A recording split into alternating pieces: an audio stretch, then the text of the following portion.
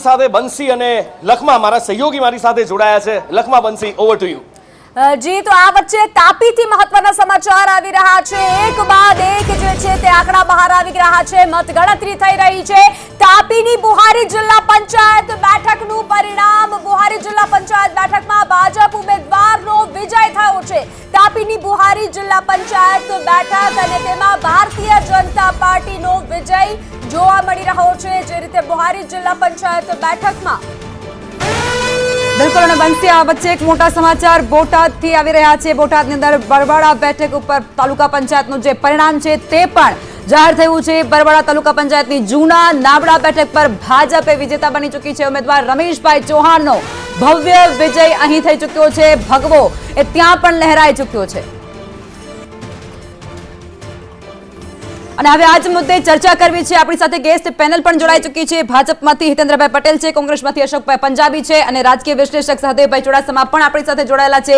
સૌથી પહેલા અશોકભાઈ, તમારી પાસે આવવું છે। આજે આંકડાકીય વિગતો 1 કલાક જેવો સમય વીતી પણ ગયો છે અને જે પરિસ્થિતિ કોંગ્રેસ માટે અત્યારે સામે આવી રહી છે એ સહજ તો નથી તમારા માટે પણ। સૌથી પહેલાં તો પરમ દિવસે 26મી તારીખે ભયાનક ગરમી અને ધૂપની અંદર પણ લોકો મતદાન કર્યું એ તમામ મતદાતાઓનો હું અભિનંદન કરું છું અને આભાર માનું છું।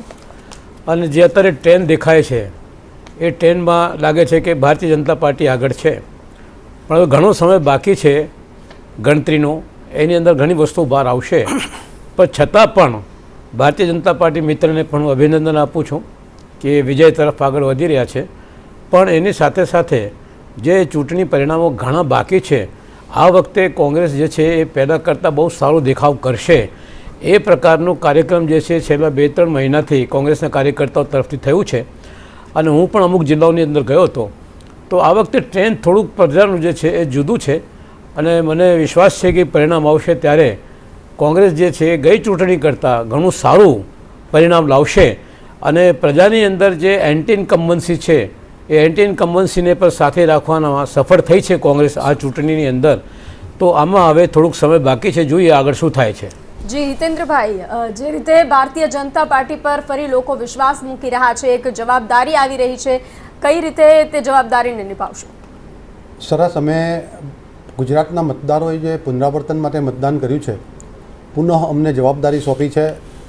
અમે ચોક્કસ માનીએ છીએ કે આ જીત જે છે એ સત્તા નહીં, અમારી જવાબદારીમાં વધારો થયો છે। પાછલા વર્ષોમાં ભારતીય જનતા પાર્ટીની સરકારે ગુજરાતમાં જે પ્રમાણે કામો કર્યા છે, જનસામાન્યના વિકાસ માટે, નાની મોટી જરૂરિયાત માટે જે પ્રયાસ કર્યો છે, રોડ, રસ્તા, ગટર, પાણી, શાળાના ઓરડા કે ઇન્ફ્રાસ્ટ્રક્ચરના જે કામો કર્યા છે, એ સાથે સાથે પરંપરાગત કામોની સાથે વ્યક્તિગત જીવનમાં જરૂરિયાતની જે વસ્તુઓ હતી એના ઉપર પણ ફોકસ કર્યું છે। ગુજરાતની જનતાને ઘરના ઘર માટે, શૌચાલય માટે, ગેસના કનેક્શન માટે, એના ઘરે રેશન માટે, એને દવાખાના। તમને અટકાવીશું, એક મોટા અને મહત્વપૂર્ણ સમાચાર સામે આવી રહ્યા છે। AIMIM પણ પોતાનું ખાતું અહીં ખોલાવી દીધું છે। આ સૌથી મોટા સમાચાર કહી શકાય છે જે અત્યારે સામે આવી રહ્યા છે, જેમાં ભુજ નગરપાલિકામાં AIMIM ની પણ એન્ટ્રી થઈ ચૂકી છે। વોર્ડ નંબર 1 માં AIMIM ના 3 જેટલા ઉમેદવારો એ વિજેતા થઈ ચૂક્યા છે અને ભુજમાં પણ AIMIM દ્વારા પોતાની એન્ટ્રી નોંધાવી દેવામાં આવી છે। ભુજ નગરપાલિકાની કુલ 44 બેઠક, જેમાંથી 3 પર AIMIM ની એન્ટ્રી થઈ ચૂકી છે। સહદેવભાઈ, તમારું શું કહેવું છે આ બાબતે? હવે AIMIM ની પણ એન્ટ્રી થઈ ચૂકી છે, આપની અને કોંગ્રેસની તો ઠીક છે, પણ હવે એ પણ ઝંપલાવી રહ્યો છે ભુજમાં, જ્યાં આશા બિલકુલ નહોતી।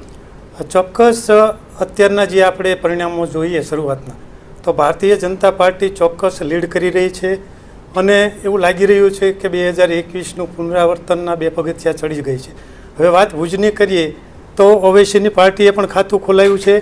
ત્યારે જનરલ વાત કરીએ તો સૌરાષ્ટ્રમાં આમ આદમી પાર્ટી ક્યાંક ક્યાંક પોતાનો પગ પેસારો કરી રહી છે અને કરશે હજુ એવું દેખાઈ રહ્યું છે। છતાં મારા અનુમાન મુજબ તમામ મહાનગરપાલિકાઓમાં 2021ના પરિણામમાં કોઈ મેજર ફેરફાર થાય એવું લાગતું નથી। કદાચ ભાજપની ક્યાંક 1-2 સીટો ઘટે અને અમદાવાદમાં પણ કોંગ્રેસની કદાચ 2-3 સીટો વધે એવું લાગી રહ્યું છે, ક્યાંક સુરતમાં આમ આદમીની 2-3 સીટો વધે, પણ મોટાભાગની જિલ્લા પંચાયતોમાં પણ ભાજપ સત્તા જાળવી રાખશે એવું અત્યારના રુઝાનથી દેખાઈ રહ્યું છે। બીજી વાત કે અસહ્ય ગરમીમાં પણ લોકોએ જે મતદાન કર્યું એ લોકશાહીને જીવંત રાખવાનો એક લોકોનો સારો પ્રયાસ ગણી શકાય। બીજું કે ક્યાંક મતદારોમાં નારાજગી હતી, ખાસ કરીને સૌરાષ્ટ્રમાં, પણ હું એક વાત ચોક્કસ કહીશ કે ભાજપનું સંગઠન અને એના કાર્યકરો એ ચૂંટણી પહેલાંનો સમય હોય કે મતદાનનો દિવસ હોય ખૂબ જ સારી મહેનત કરે છે. એનો નાનામાં નાનો કાર્યકર સાંજે મતદાન પૂર્ણ થાય ત્યાં સુધી એક એક મત માટે પણ લડી રહે છે. સામે કોંગ્રેસનું સંગઠન મારી દ્રષ્ટિએ ઘણું નબળું પડી રહ્યું છે. એમાં નેતાઓ જાજા અને કાર્યકરો ઓછા દેખાય છે. ચૂંટણીના દિવસે એનો કાર્યકર થાકી જતો હોય, થાક અનુભવતો હોય એવું મેં નજરે જોયું છે. હું છેલ્લા 20 દિવસથી સૌરાષ્ટ્રના ગામડામાં ફરતો હતો. ભાજપના કાર્યકરોની મહેનત જોઈ છે, લોકો સુધી પહોંચે છે. જી મહત્વના સમાચાર આ